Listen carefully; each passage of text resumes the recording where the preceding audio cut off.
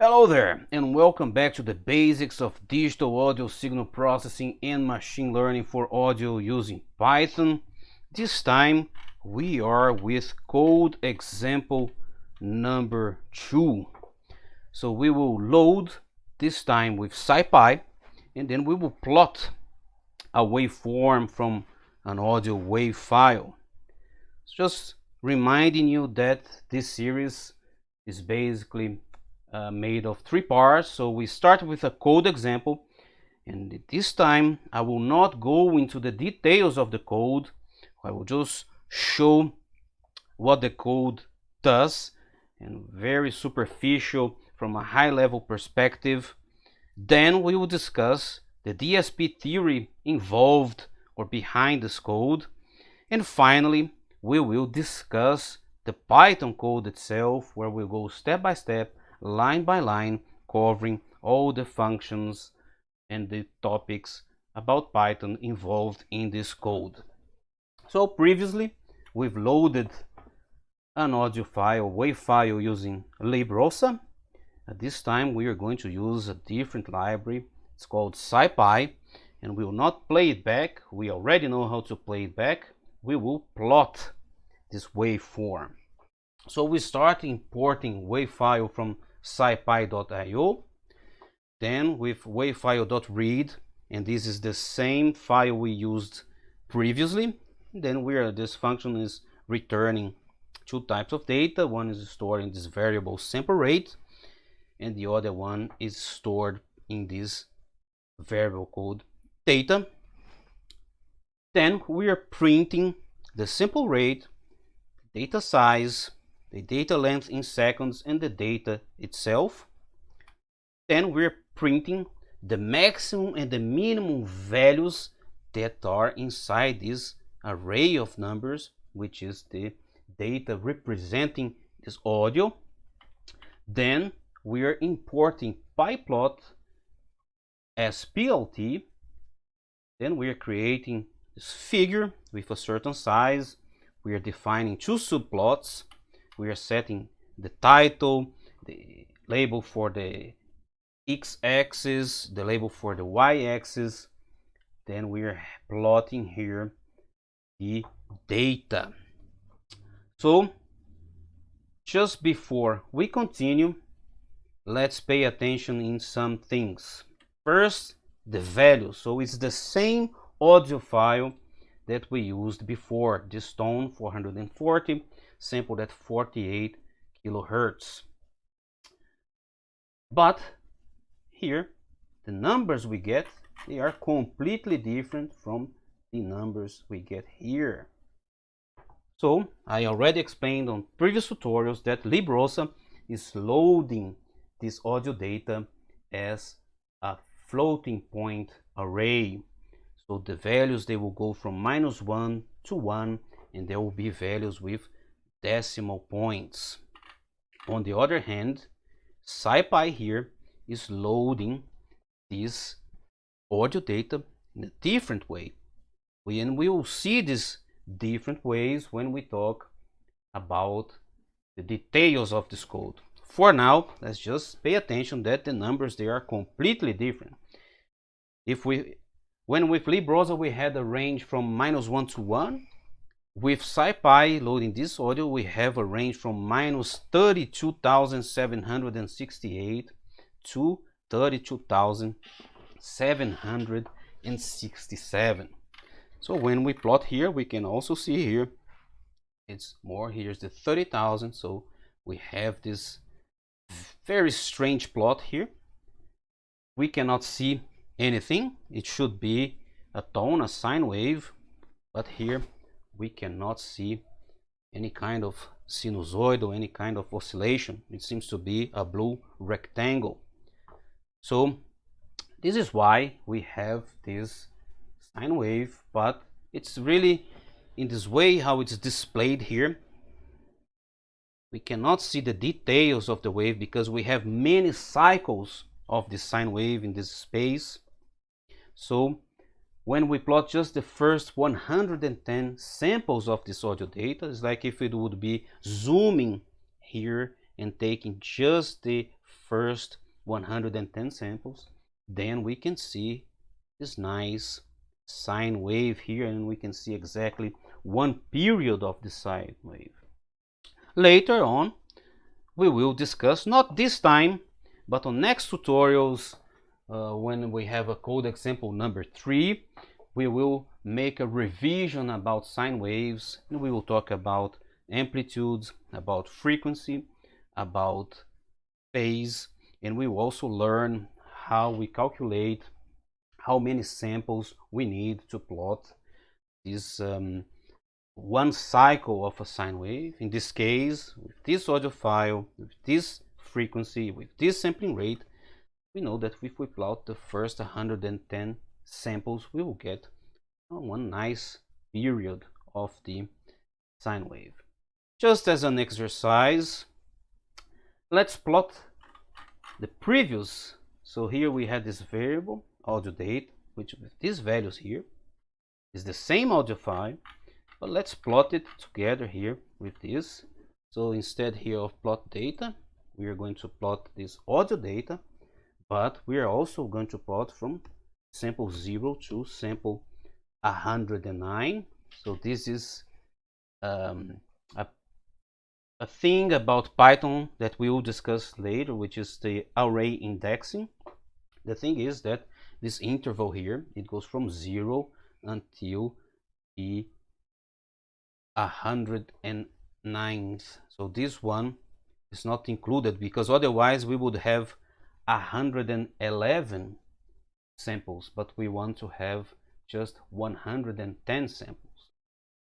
This is one peculiarity of the Python language. You get used to it, but it's important to have in mind. So this is not, the last sample here is not the 110th, it is the 109th, because you must remember that 0 is also a number, and it also occupies a space in memory. Therefore, we need to consider the definition. For example, if 0, it should be considered as a positive number or as a negative number. How do we, this is also has impacts on why we have this interval here. Negative values going from minus 3,768, but the positive values, they go up to 32,767. Well, we will discuss this later.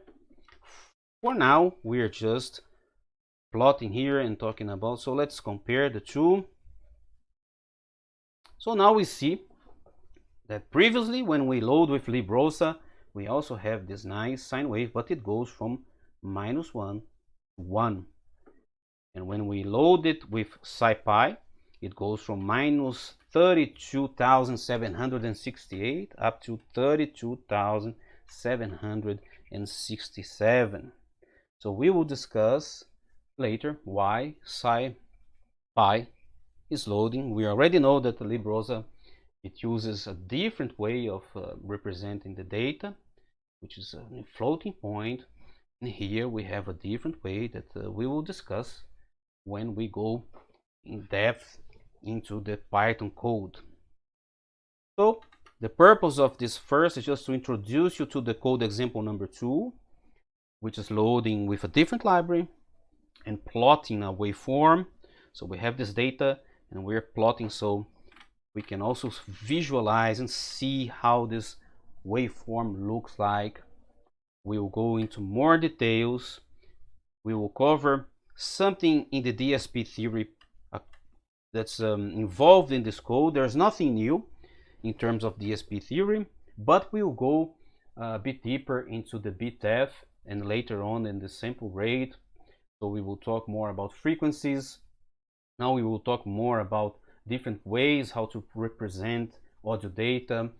Like we will go back to bitdef and we will talk about 16-bit. We will talk about 24 bits. We will talk about we will make a binary numbers revision, because binary numbers, they are very important in digital, in the discrete time domain, in digital, especially also when you are dealing with embedded programming, real-time DSP, when we have hardware where writing firmware. So if we need to understand the bit operations, if we want to set a bit in a register, if we want to clear a bit, we need to be aware of how we are representing this data.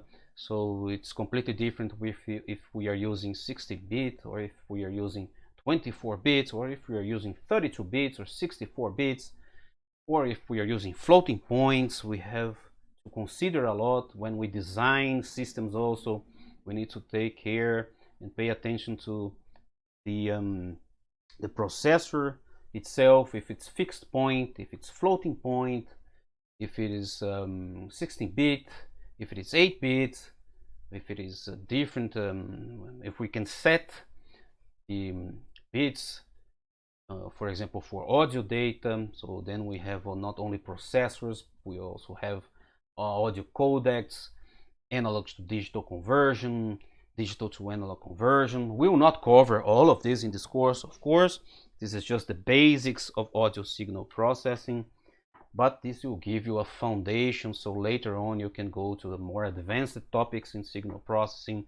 You can go to real-time DSP signal processing. But let's focus back here in this code example number 2.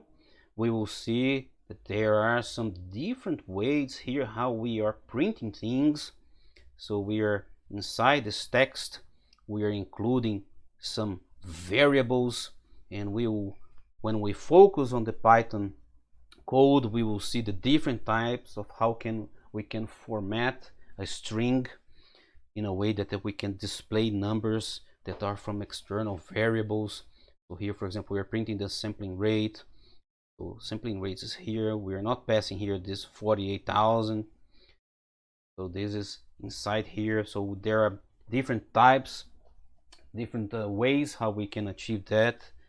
So Python started with a very simple way, and then it evolved, and they introduced new features into the strings, and then we have these different ways how we can print things.